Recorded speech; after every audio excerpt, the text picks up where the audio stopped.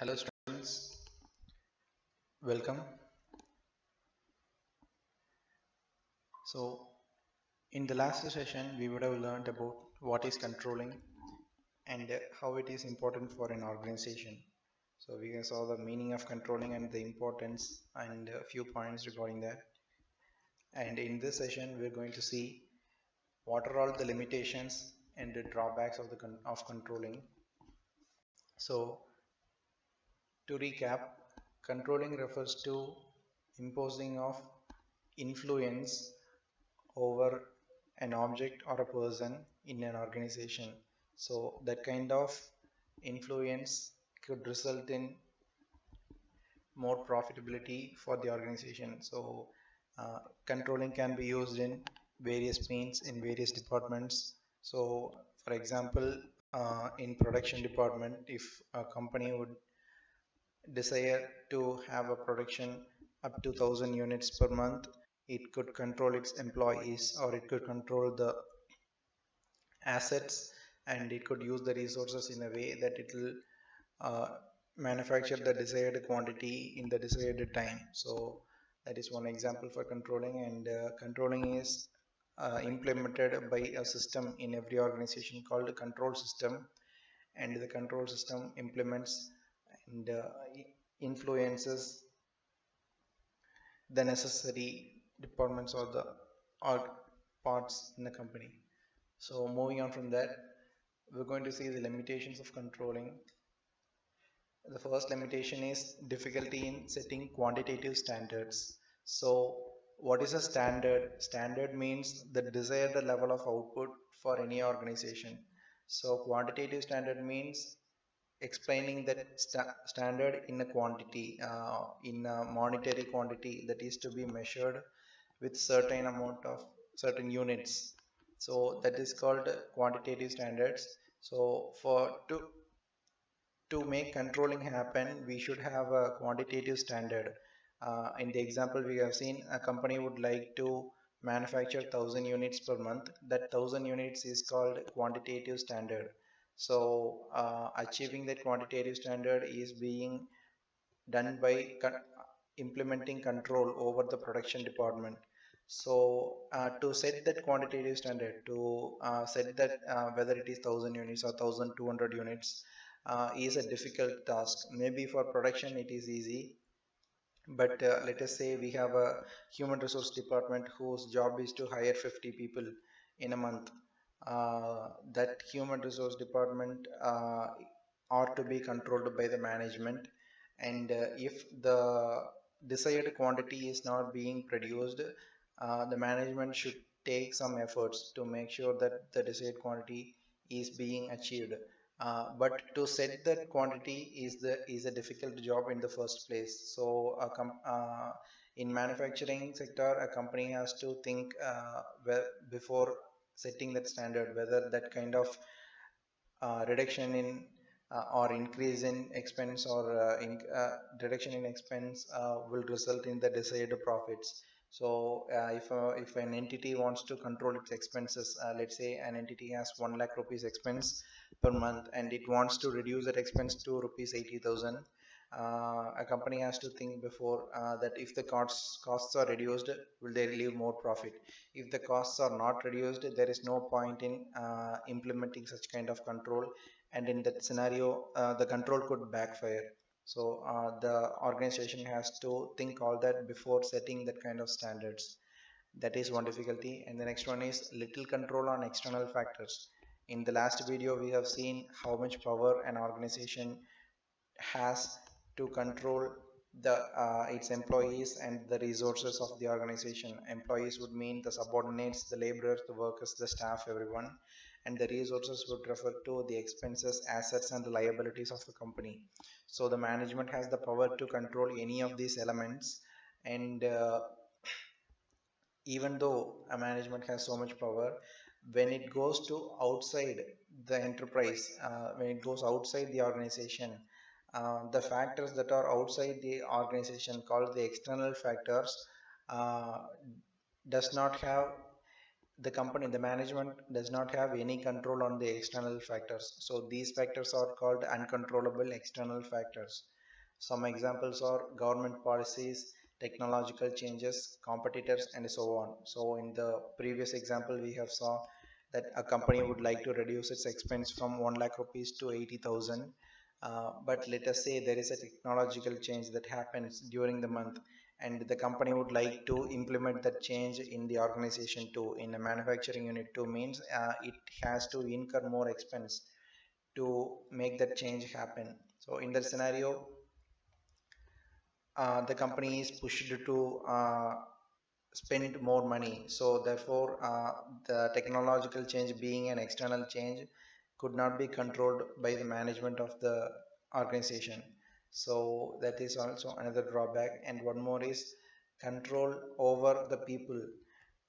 In most places, the laborers will feel like control equals restriction of freedom. So the more control there is, the more the more the employees feel like that their freedom has been restricted. So we will not want to, any organization will not want to take that risk. Any organization will not want to make its employees feel like their freedom is being restricted, because it will in one way or another backfire at some point.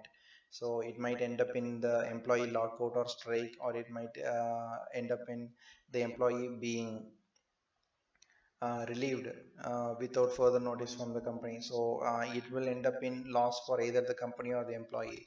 So an organization will not want to impose too much restriction on its employees. One example has been given. Many employees won't like it if the company keeps them under surveillance, a video surveillance, for example, CCTV surveillance. So the time has been changing. CCTV cameras have been installed in most of the organizations, but still in some places, employees don't feel very free if they are being surveilled 24/7 by their organizations. So that is one uh, restriction. That is one limitation for controlling. And also the last one is costly affair. So implementing control in an organization is a costly affair per se. That let us say there is a small enterprise, that is a startup. Okay, a small enterprise will have small amount of employees, let's say 5 or 10, maximum 15. So those employees will strive to work hard to improve their business 24/7, but each of them will have a very certain specific roles. One person will take care of the accounting, and one person will take care of purchases, one person will take care of manufacturing, so on and so forth.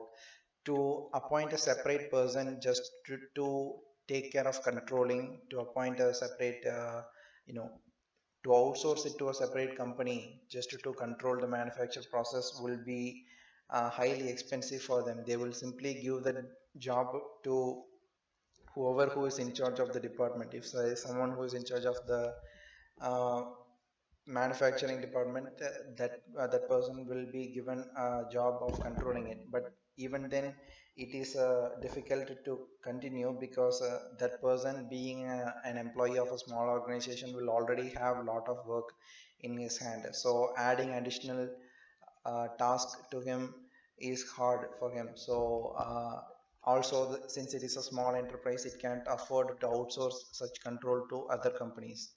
So therefore controlling is considered as a costly affair. So it is in the manager of the organization's hand to figure out whether such kind of control is really necessary, or whether the expenditure that is being incurred to implement that kind of control is worth it. So it is the job of the manager to figure it out. So there is an example given for how a control is being implemented in a company. FedEx is an international delivery company. FedEx delivers products to the customers who has purchased their products online. So in India, we have if we purchase goods from Amazon, Flipkart, or Snapdeal, there are various companies that deliver the products to us. For example, Amazon sometimes deliver its own products. Flipkart and Snapdeal's products are delivered by companies called Delivery and Blue Dart. So FedEx is one such company, and it operates in internationally. So FedEx is one of the largest companies that delivers products in the world. It operates an $18 billion system, and it is present in 8 US and 7 international hubs. Hubs means nothing but a warehouse where they segregate the items and send it to respective states, continents, countries, and so on. So that is called a hub. So FedEx has nearly 15 hubs all over the world. So it operates more than 630 airplanes, for 42,500 vehicles, and 44,400 drop-off locations. So FedEx drop off to nearly 40 for 45,000 locations every day. So it delivers more than 3 million express packages to customers in more than 200 countries. Effective control is one of the key to FedEx's increased profit during the past decade. So obviously, if you are running a company on that scale, an effective control needs to be done to make sure that everything is being performed in the planned manner and everything. So an important part of the control system was the ability to track consumers customers parcel at each stage of collection, shipment, and delivery. Also at FedEx, it's its controls helps identify the customers, generate the greatest profits, and which eventually end up costing the company. Means FedEx has implemented a control system that will find out which customer is profiting the company and which customer is costing the company. So obviously, after finding that out, FedEx will obviously serve the person who generates the most profit for the company, and it will stop servicing to the customers that are not so profitable for the company. So FedEx closes the accounts that are profitable to serve, such as those in small, widely scattered locations. So in widely scattered locations, it is difficult to deliver the package because the transportation charges are costlier than the uh, delivery charges. So FedEx will close such accounts. So the internet has enabled FedEx to attract and hold new customers by providing them with crucial information as needed. Customers can log on to the internet and follow the progress of the packages. By providing timely information about the services and costs along with process progress to its customers, FedEx has been able to expand rapidly to its customer base. So more than 2.5 million customers are connected to collected electronically with FedEx, meaning that if you order an item online and if FedEx is the delivery system that you have chosen, FedEx will not only deliver the package to you, it will also let you know when the package will be delivered. It will also know where the package is at that particular time and how much will be the total cost for delivering the package. It will give all the information electronically through internet. So that is one sort of control system that is being implemented in a multinational organization. So since we have seen the drawbacks of controlling, we will now see the relationship between planning and controlling. So I'm sure that you will have seen what is planning, the definition, and so on in the previous chapters. The subject tells us that planning and controlling are inseparable twins. So it is so much interconnected that without one, the other doesn't exist. So planning and controlling coexist together. So planning is the first part, controlling is the second step. Controlling is the second part. So after plan becomes operational, control makes sure that the plans have been implemented accordingly. So in the last session, we have seen that the control, what to control, where to control, and the elements of control is completely dependent on the goals of the organization. So plan is just another word for goal. A company will have various plans such as yearly plans, half yearly plans, quarterly plans, so on and so forth. So what to control, where to control, how to control, whom to control, to what extent the control should be implemented, everything depends on the plan of an organization, whatever the planning is. So control monitors the progress, measures the progress, monitors deviation, initiate corrective measures to avoid such deviations from the plans. So plan is what a control is based on. Therefore, they are called inseparable twins.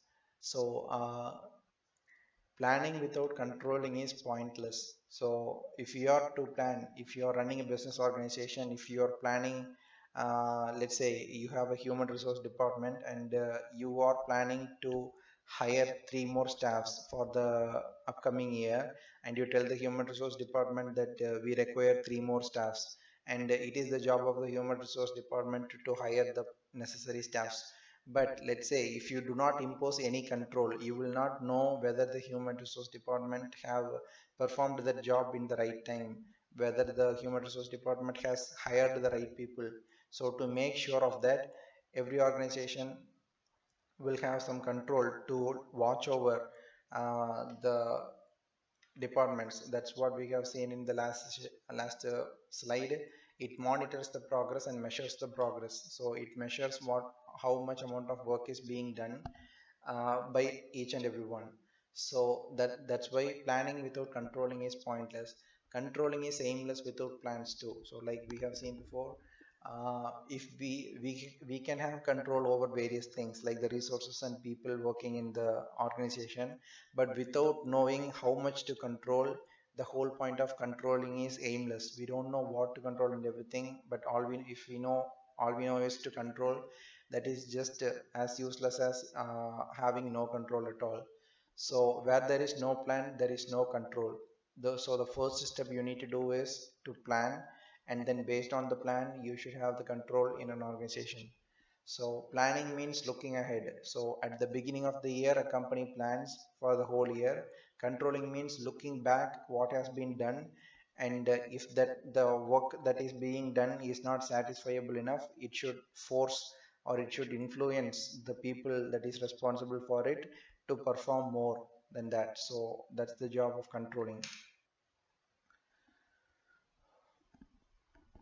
So we have controlling process. After seeing what is the connection between planning and controlling, now we will see in detail about the step by step of how to implement the controlling process. So like I said before, the control that needs to be implemented in any organization is done by some team or a particular person called the controlling authority, and they will have this points that you are seeing, the step by step manner which they use to control anything, either whether the employees or the resources. So the first step is setting performance standards. The performance standards, like we have seen what is standards. Standard means what a desired output from any organization. So performance standard means how much anyone is performing, how much everyone is performing is called a performance standard. So we should first, for the upcoming year, if we want the revenue of a company to be $1 million, we set that as a standard. So for the upcoming year, it is the duty of the controlling authority to make sure that the sales is being done so much to attain a revenue of $1 million. So that's how we set and implement performance standards. So performance standards serve as a benchmark towards an organization strives to work. So based on the performance standard only, every single member in the organization work. So if the performance standards are a little bit loose, they can work, they can have leisure time. If the performance standards are set high, the members in the organization work harder to achieve that standard. So there are two kinds of standards. One is quantitative and another one is qualitative. Quantitative standards are something that can be measured in monetary terms. For example, cost. Reduction in cost can be measured in monetary terms. How much cost has been incurred in the previous year and how much cost is likely to incur in the upcoming year is can be mentioned in monetary terms. And also revenue production, how much sales has been done in the last year, how much sales and revenue has been done in this year, all can be calculated in monetary terms. That is quantitative performance standard. Qualitative standard means something that cannot be measured in monetary terms. For example, goodwill, the employee motivation and the brand image. You can say that, sir, we have used goodwill, we have calculated goodwill in monetary terms before. Means, yeah, we use certain formulas to come up with a rough value of what the goodwill could be, but the simple meaning of goodwill is what is how much the what is the public image of the brand or the or an organization. Okay, what is the public image of an organization is called a goodwill. So there is no monetary term to measure that kind of image, so that are expressed in non-monetary terms. So those things are called qualitative performance standards. That is the step one. So please take a note of this chart. This explains the performance standards that is to be planned by an organization for each year. So for everything, quantity, quality, cost, and individuals, what will be the standards that is to be uh, set is being explained here. The next, performance standard should not only be ambitious, but it should also be realistic. For example, in the last year, we had a revenue of $1 million.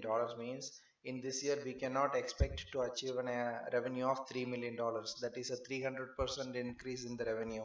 So it is plainly impossible for most companies to achieve that kind of increase in revenue. So therefore, the whoever who is in charge of setting the performance standards should make sure that the standards are realistic and it is achievable in the normal course of business. And the second thing is it should be flexible enough to be modified whenever required. So the performance standard not only should be accurate, it should also be flexible enough. So we have seen in the limitations of controlling that there are some factors that cannot be controlled by the controlling authority. That factors include the government policies, technological changes, so on and so forth. So if any such change is happening, the performance standard should be altered at that point to be synchronized with the change that is happening. So that is one thing that is to be noted while setting a setting a standard. Next is step two is measurement of actual performance. After setting the performance standard, the laborers or the employees will strive to achieve that performance standard, and after that their work is done, we should measure whether that the standard has been achieved. So it should be measured in an objective and a reliable manner. So we cannot just measure the work of the people in vague manner. It should be very reliable and accurate. So it should be done after the task is completed. So in most of the organizations, measurement of actual performance is done only after the task is completed, except in very few organizations where there is an assembly going on and you have to calculate the performance of the employees in a step-by-step manner, whether the product is being assembled in the right pace and everything. If you want to know that, uh, the measurement of actual performance can be done while the task is being completed, before completed itself. So below are the various measurements of performance for employees, for companies, for departments of a company, or quality of a product and everything. Those are the main elements of a company: the employee, the whole company, the departments, and the product. So to measure the performance standard, a control has to submit a performance report for employee. So depending on the each work of each employee, whether they have worked hard, whether they have worked good, whether they have completed all the tasks that have been assigned to them, whether they have been honest to the company. Considering all that, a performance report will be submitted for each employee by the human resource department to the manager. So that report is considered as a measurement of actual performance by the employee. So, and the next is measurement of actual performance by a company comes when we do the profit ratios. So some of you may have come across these profit ratios. Profit ratios means the gross profit ratio, net profit ratio, liquidity ratio, interest ratio, so on and so forth. So these kind of profit ratios shows us the position, the financial position of a company. So we can use that to measure the performance of a company in a year.